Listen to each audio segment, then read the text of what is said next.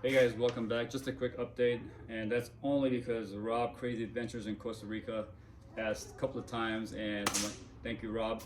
Appreciate you pushing me and getting me back on track on the project. Got sidetracked a little bit, life gets in the way, and these projects are just not priority. That being said, we got the rockers worked and the lower shell reinforced with 1x1/4 metal tubing, ran across epoxy to get it stiffened up. The body sits more or less where it's final. It's almost final where it sits right now. We do have the spine in the middle, and we're using 1x3 metal tubing, and we fabricated these buckets that will be trimmed down. I just didn't know how much trimming we were gonna do, so I'm like, okay, just make them 4 inches and we'll figure it out. Obviously, if you look, I'll show you inside, the 1x3 spine is notched, so it'll fit right over the hinge. Okay, so this will be our cut line right here. These are, to give you a reference, these are I think 2.5, give or take. I can throw a measuring tape if somebody wants it. So the idea is to be able to bolt them from the bottom, and these are riveted, welded in place. They're threaded mount points for the 6mm bolts. Okay, I'll show you more once we get there.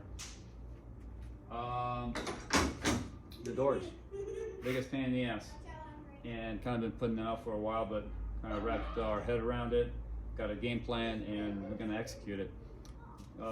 That's our plan. Yours may vary, but I think you're going to find everybody's going to end up in the same place, because these door shells are just, they're not designed to be good.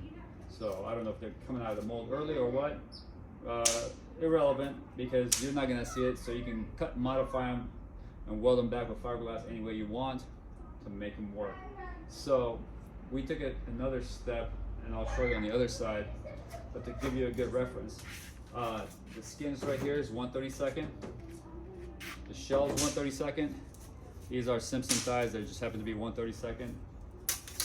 And then the epoxy to make the shell to the skin, or resin, is going to be roughly 1/32, and we gave ourselves a fudge factor of 1/32. So all together, obviously, it's a 1/4 inch thick material. Okay. So we got a couple of ways to do it here on this side. You'll see there's nothing here. Okay. On the other side, I built it up with 20-minute mud. If you guys are into construction, mud is just drywall putty. And the reason why I want to get that shell fitted as close as possible to the contours, so when we put the skin, it takes a minimum amount of effort to get it to look right. Yeah, there's gonna be more filler to be done at the end to get those lines perfectly, but we're gonna take a minute and do the back end work and see if it pays off down the line. I'm pretty sure it will. Okay, so let me take you to the other side so I can show you.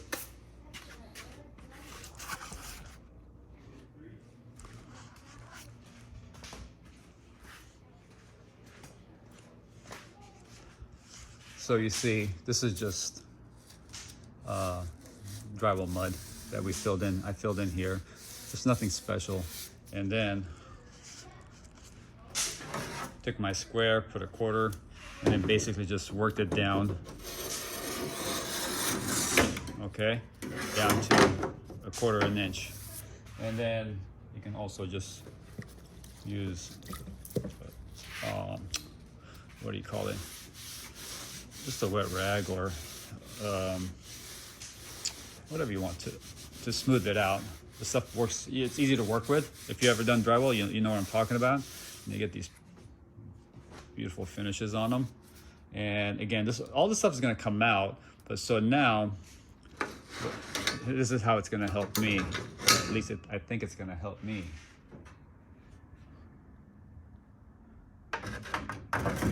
So we already worked, we cut this in 2 pieces. What we're gonna do is work the top first and then work the bottom where the lock will be, and then bring them together. And then we're gonna blow this one out that way, this one out this way, as we see fit.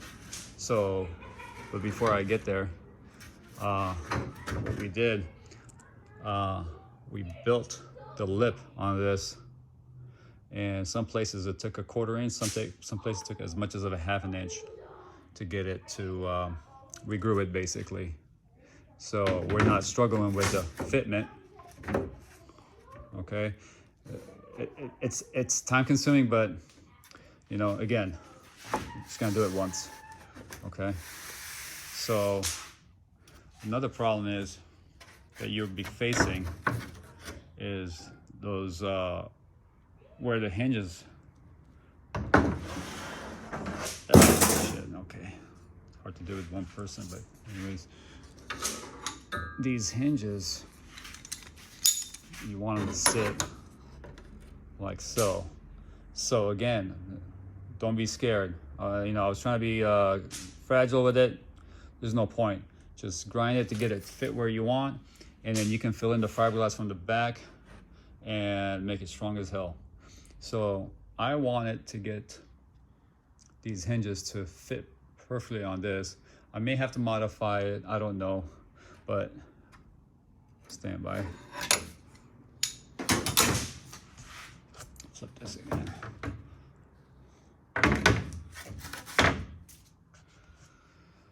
So here's our forward bracket. The second bracket's coming back.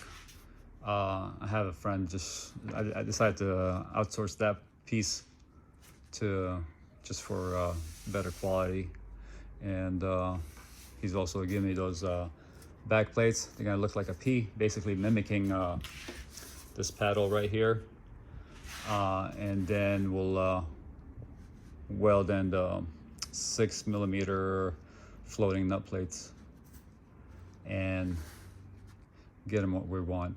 I saw what Al did with the floating back plate, which kind of gives you a little more room of final tweaking. So I might adapt that. Al, thank you for that. Appreciate that. Appreciate all you do for our community. Don't worry about these. These are all gonna get rebuilt once we have the hinges sitting where they need to be. Okay, so back to why I went down a 1/4.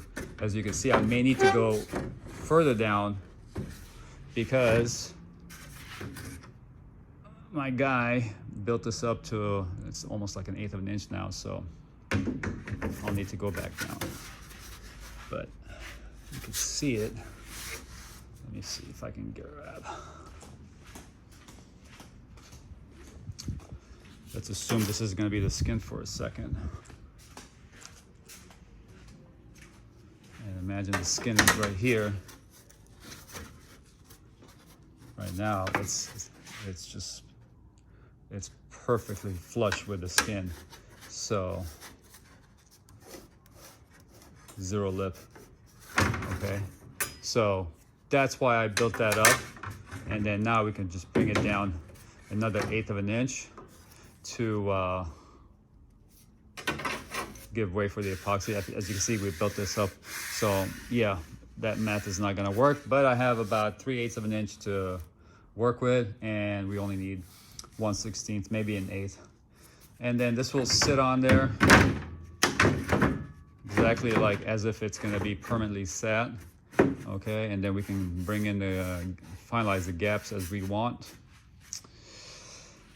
And it's just really just to help fit the shell. I don't know, maybe you have a better mousetrap, but I just decided I wanted to play with it. So, and as you can see here, we need to grow this a little bit just so we can get it fitted.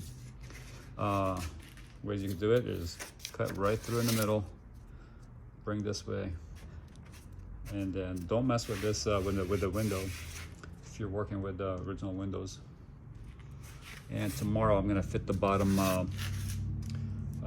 door hinges. I'm sorry, not the hinges, but the handle to open and close the door. But yeah, that's the update. Stay tuned. I should have the second part tomorrow, and then I'm gonna cut this, and then yeah, let me show you the spine. There's the spine. It's notched out the back and the front, and then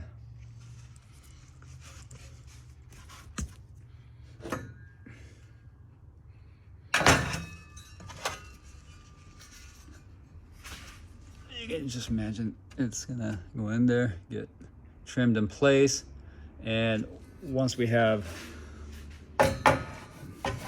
the hinges temporarily put back on, and we can find where the height of the base of the hinges will be, we'll tack weld these in after we trim them out, and then see if we can operate those doors.